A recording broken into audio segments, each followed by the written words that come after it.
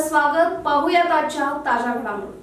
श्रावण मासानिमित्त आयोजित अल्लमप्रभू बसवज्योती कार्यक्रमाची सांगता रविवारी मोठ्या जल्लोषात व उत्साहात करण्यात आली. या कार्यक्रमाचे आयोजन समस्त लिंगायत समाज, विश्वगुरू बसवेश्वर लिंगायत समाज सेवा प्रतिष्ठान, श्रावण मास बसव ज्योती उत्सव समिती, अल्लमप्रभू योगपीठ आळते, राष्ट्रीय बसव दल कबनूर, बसव प्रज्ञा प्रतिष्ठान शहापूर आणि जागतिक लिंगायत महासभा यड्राव यांच्या वतीने करण्यात आले होते.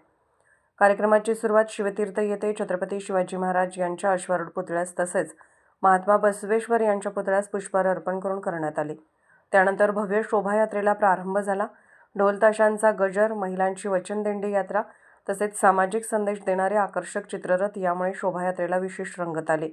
शोभायात्रा कोल्हापूर रस्त्यावरील शिवमंदिरात पोहोचल्यानंतर विविध धार्मिक कार्यक्रम, सत्कार समारंभ पार पडला.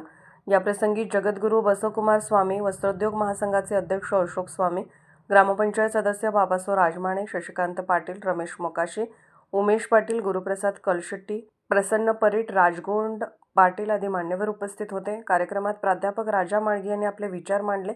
यावेळी वीरशैव लिंगायत समाजाचे अध्यक्ष गजाननराव सुलतानपुरे, अनिल स्वामी, लिंगराज कित्तुरे, विलास गाताडे, सुशांत मुरदंडे, संजय तेलनाडे आदी मान्यवर उपस्थित होते. महिला वर्गाचा विशेष सहभाग या कार्यक्रमातून दिसून आला.